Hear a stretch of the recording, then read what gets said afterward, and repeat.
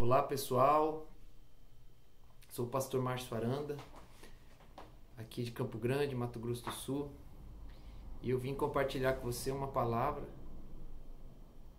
que espero que abençoe seu coração, abençoe sua vida, amém?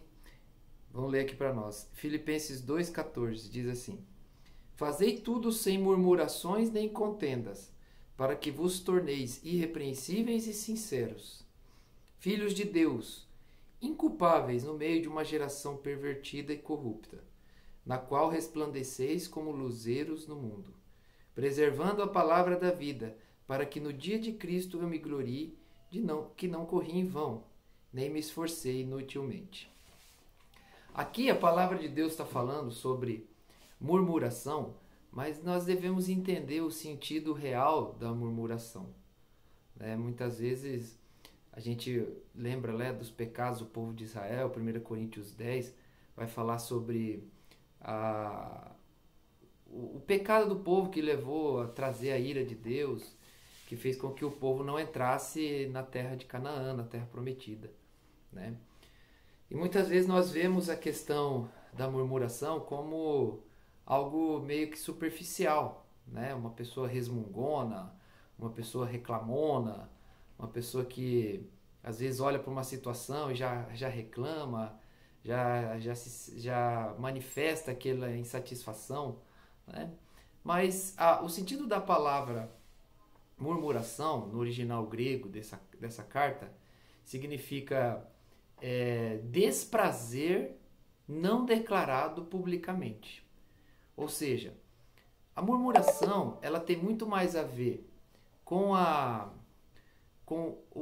pessoa não entender a graça de Deus. O que é a graça de Deus? Graça de Deus é o fundamento da nova aliança. Efésios 2, verso 8 diz que pela graça nós somos salvos, mediante a fé. E a graça ela é uma ação de Deus, é um poder de Deus que está sobre nós, que nos proporciona prazer e habilidade em realizar aquilo que Deus pede de nós.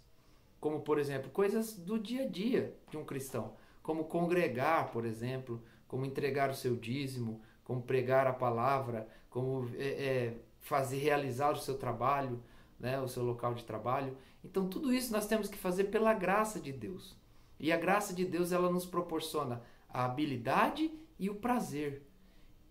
Lá na profecia de Isaías 61 vai dizer, um dos fatores da ação do Espírito Santo em nós será o quê? E ele se deleitará no temor do Senhor. O que é o temor do Senhor? Temer a Deus é você respeitar as coisas de Deus. Você considerar o peso que as coisas de Deus têm na sua vida, com relação às suas decisões, sua maneira de viver.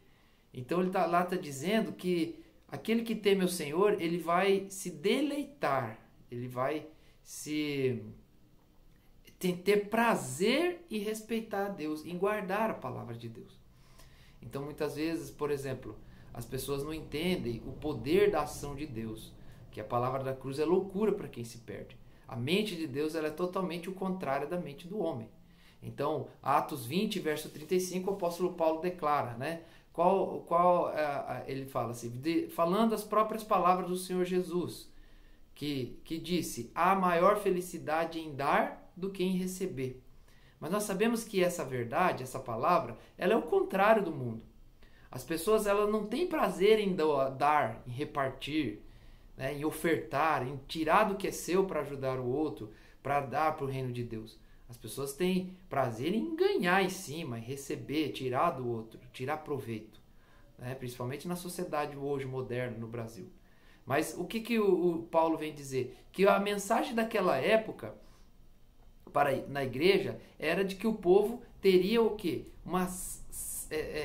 A mensagem que prevalecia, lembrando que Paulo não teve contato direto com Jesus Cristo e ele estava dizendo essa palavra 60 anos depois de que Jesus tinha ressuscitado dos mortos. Ou seja, a palavra de Jesus, o ensino de Jesus de que a graça de Deus estava presente, aonde o ser humano consegue ter mais prazer em dar do que em receber, era tão forte que 60 anos depois essa palavra prevalecia e estava na boca dos cristãos, na mente e no coração. Então, a graça de Deus, para a gente resumir, é esse poder, esse prazer de viver as coisas de Deus. prazer em orar, prazer em fazer a obra de Deus, prazer em ser um pai, prazer, desfrutar, né, na vida financeira, o prazer de semear, de ofertar, de entregar o seu dízimo, né, de repartir o que é seu com o próximo, ter um prazer. Ou seja, a graça ela veio para nos livrar da lei. O ser humano, antigamente, na velha aliança, Deus, para se relacionar com o povo, teve que estabelecer leis. E por meio de Jesus Cristo, toda a lei é cumprida em Jesus Cristo. A graça de Deus é você não necessitar de lei. É você conseguir cumprir aquilo que Deus pede, porque você tem prazer em realizar isso. Então, quando ele diz aos filipenses, fazei tudo sem murmurações e contendas, né? Não vou entrar no contendas, mas murmuração significa você não ter mais o desprazer não declarado. Então, murmuração não é a pessoa que resmunga ou reclama, mas murmuração é a falta do prazer de cumprir as coisas de Deus, ou aquela chateação que a pessoa tem quando ela vê uma lei de Deus e ela não cumpre. Lembrando que o Salmo 1 diz que a promessa de Deus é que você será uma árvore plantada junto aos ribeiros, cujas folhas não caem e dá fruto na estação certa. Mas antes diz o quê? Que vai ser para aquela pessoa que tem prazer na lei de Deus e nela medita de dia e de noite. Ou seja, Paulo diz também, Efésios 5,17, não se embriague com vinho.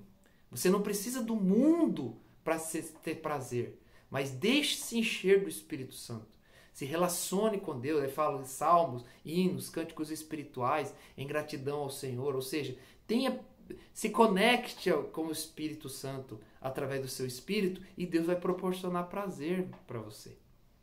Então, e ali, para continuar e para a gente encerrar, ele diz que você, vivendo o prazer, ou seja, sendo livre de murmuração, vivendo o prazer no seu coração das coisas de Deus, você vai ser irrepreensível, vai ser sincero e você vai se tornar aquilo que Deus te chamou, ou seja, luz para esse mundo.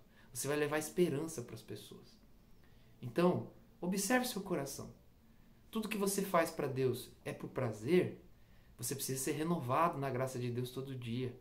Vá à presença de Deus, busque a presença de Deus, renove-se em graça.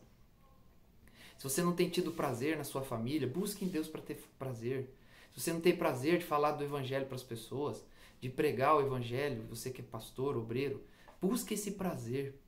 Se você está passando problema financeiro, não busque resolver o seu problema. Busque ter prazer nos mandamentos relacionados às finanças.